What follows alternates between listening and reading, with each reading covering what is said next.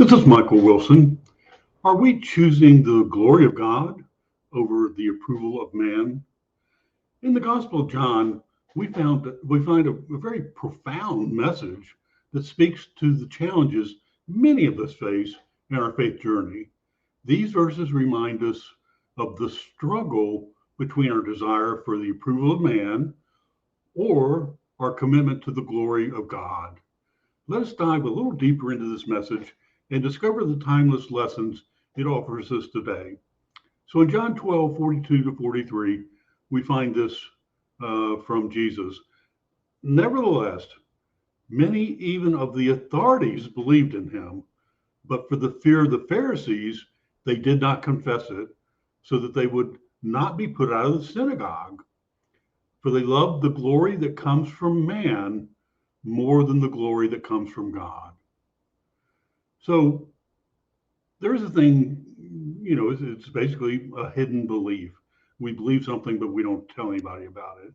And so even the authorities, Pharisees, believed in him, but these words reveal a hidden truth. Despite the public debates and skepticism around Jesus, there were those, even among the authorities, who believed in him. So this reminds us that the faith is often a quiet, personal journey.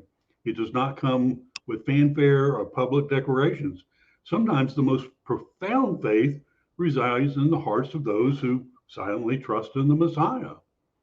So there's this fear of the Pharisees, or this is really basically fear of religious elites. And the Pharisees were powerful religious leaders of their time. We have them today.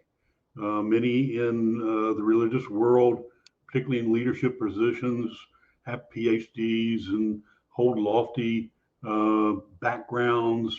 They come from the elite. They go to very well-known postgraduate programs.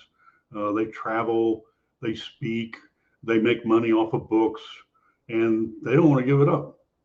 So those who believed in Jesus were afraid of the consequence that might come from openly confessing their faith. In other words, they knew the truth. The religious elites suppressed it because of their influence. And so this fear is relatable to many who face opposition or ridicule for their beliefs. Are you a young earth creationist? Are you afraid that all of those academics who trust science will make fun of you because of that belief? It's possible. And the list goes on and on. There are many movements where people of faith are made fun of, and so we shut down. We don't come out with what we know to be the truth. So this is the crux of the matter. People who believed in Jesus were torn between their desire for human approval and the call of God. They loved the accolades and the recognition of society more than the eternal glory that comes from God. So we must go about choosing God's glory, and we can't be concerned with the elites who put us down. We must embark on our own faith journey, and that may involve moments of fear and hesitation. We may be tempted to prioritize the approval of man over God's glory. And it's in these verses, in these moments, that we have a choice to make.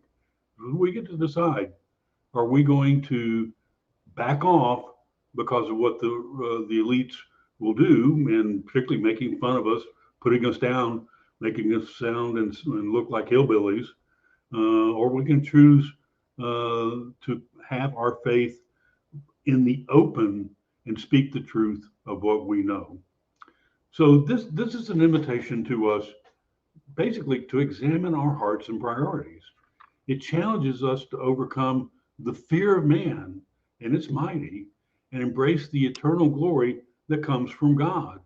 In a world where society and its pressures and the desire for approval can be overwhelming, let us remember the true fulfillment and purpose are found in living for the glory of our Creator.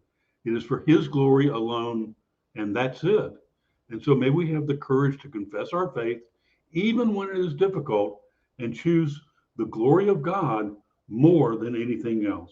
And that's some mighty good news, brothers and sisters.